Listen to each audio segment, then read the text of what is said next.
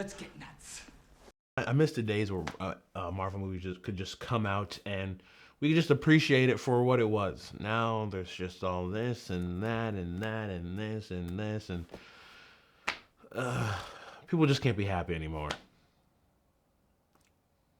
Antman and the Wasp: Quantumania, starring Paul Rudd, that chick from Lost, Jonathan Majors, Michael Douglas, and Michelle Pfeiffer.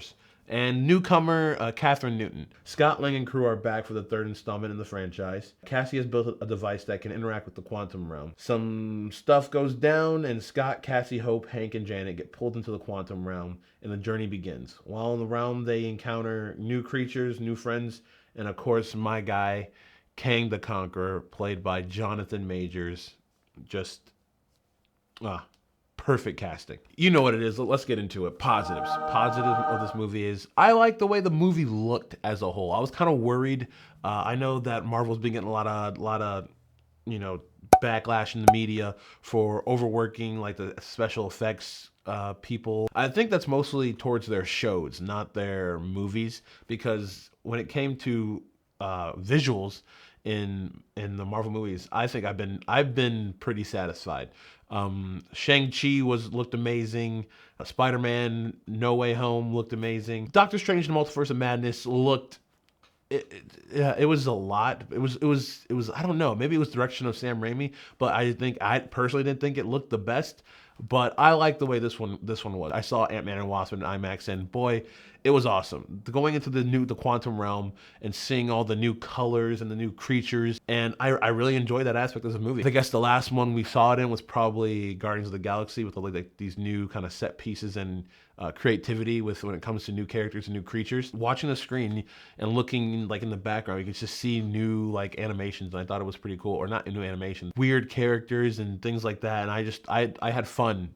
I had fun just watching this movie as a piece of art. I did the one thing that I try not to do when I do movie reviews, and that's go on Twitter or try to read any reviews. I don't want to do that because it might influence the way that I see the movie and might, skew the way of me looking at things. I broke my own cardinal rule, and I looked at Twitter and I saw a lot of comparisons with Star Wars. Oh, yeah, you're right. This could be a really good Star Wars movie. This is definitely a better Star Wars movie than the whatever trash came out. I don't want to get started on that. But yeah, I can see a lot of comparisons what people are saying with it's like outer space, or not outer space, just a new world and all these new creatures. Like I said previously, I like the dynamic between the Scott Lang and Cassie, like the father daughter aspect of this movie. I thought was really fun, and it was interesting to watch. Like most of his motives in this movie were driven by his daughter, and seeing that and having that play out was really fun, and I think it helped the story. Now let's get into the positive of all positives for this movie. Kang the Conqueror himself, Jonathan Majors. Let's round of applause for Jonathan Majors. He is the new big bad of Marvel. He is the new Thanos, but he's a totally different villain than Thanos. Kang's whole entire mantra is, just fuck around and find out. That's what I think. He has a lot of power, but I think in this movie, he chooses when he wants to show it. Jonathan Majors as an actor made, I think, every single acting decision and choice perfectly. When it comes to villains, for me, like I said, this is a review for me. Personally, this is what I like. I like a villain who just looks annoyed or like pissed off because he knows he's powerful, and you're just annoying him. Subtlety, and it's a subtle, like the ticks in the face. But there was one scene in particular where he was smiling, and then he just went from smiling to, okay, now this is pissing me. And he played annoyed very well. The ominous calm factor that you don't know what this guy's gonna do. And I'm excited to see where else Kang goes in this franchise. We know that the Avengers Kang Dynasty is coming out, and I'm even more hyped for that movie now after seeing Jonathan Majors' performance in this movie. Going back to like the whole Star Wars comparison, it gave me very much Darth Vader vibes. He had a calm demeanor that seemed very menacing. It's kind of like Darth Vader does. Like I feel like if Darth Vader didn't have a helmet on, he would be Kang. He even has some force powers. Like Loki, I didn't know Kang could just somebody, but I guess he can. I'm not a comic book reader. I'm a comic book watcher. Okay, let's get into the negatives.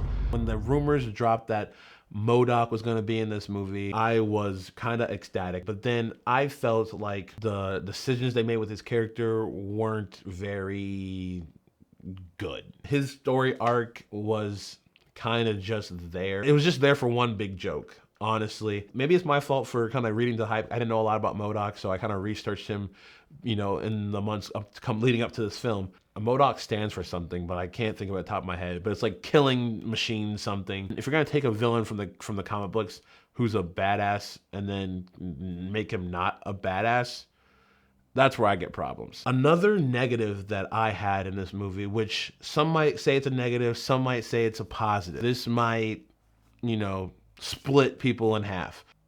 Where was Michael Pena? Where was T.I.? Where was the Baba Yaga guy? Like, you know what I mean? Where on earth was Judy Greer? Judy Greer is one of the unsung heroes of Hollywood. Oh my God, I love her. And that's part of the reasons why I love the Ant-Man. Okay, first, let me get this out of the way. I love the Ant-Man 1 because Ant-Man 1 was just like, I think it was left field. It was a heist movie, and I love heist movies. The first Ant-Man's in my top 5 Marvel movies of all time. I loved it. Second one, not so much. The second one it kind of got the sequel blues. Both of those things had a certain vibe of Ant-Man, if you will. Michael Pena's just weird rants that he goes on in both movies. Lang. Right. So anyway, this guy gets out of jail and he starts working for Hank. That's when he met Hope.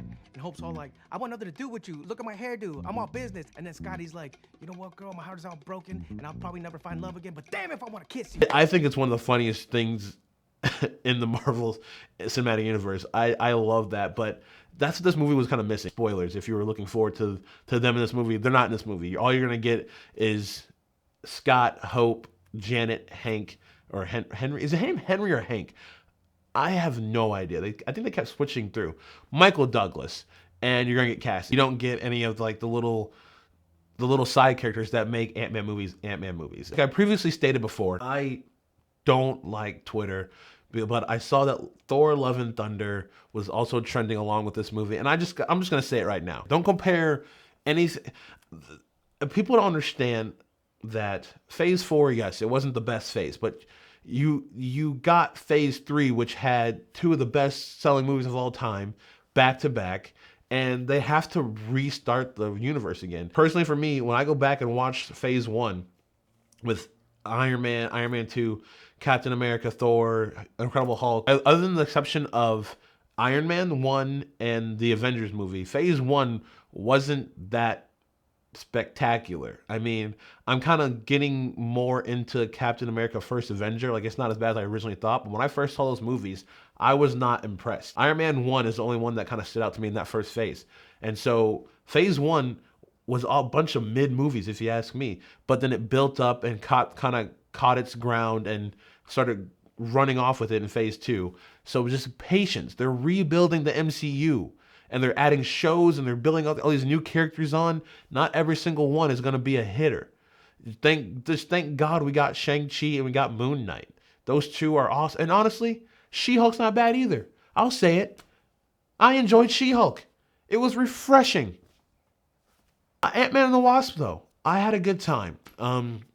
It was fun, blockbuster Marvel movie. Kang has me hyped for what the future has in store for this character. And I'm not even going to touch on the end credit scenes. There's 2, so stay for the very end of Ant-Man and the Wasp. My official rating, I'm going to give it a 7.4. I had a good time. It wasn't the best. It wasn't the worst. It was just mid, like Marvel has been for the last 2-3 years. I have faith in Kevin Feige. Kevin Feige is the one, other than my mother and my girlfriend, I think Kevin Feige is the only person I have true faith in for everything. I believe he has a vision for this franchise, and I think Kang Dynasty is going to slap so hard. I just believe that.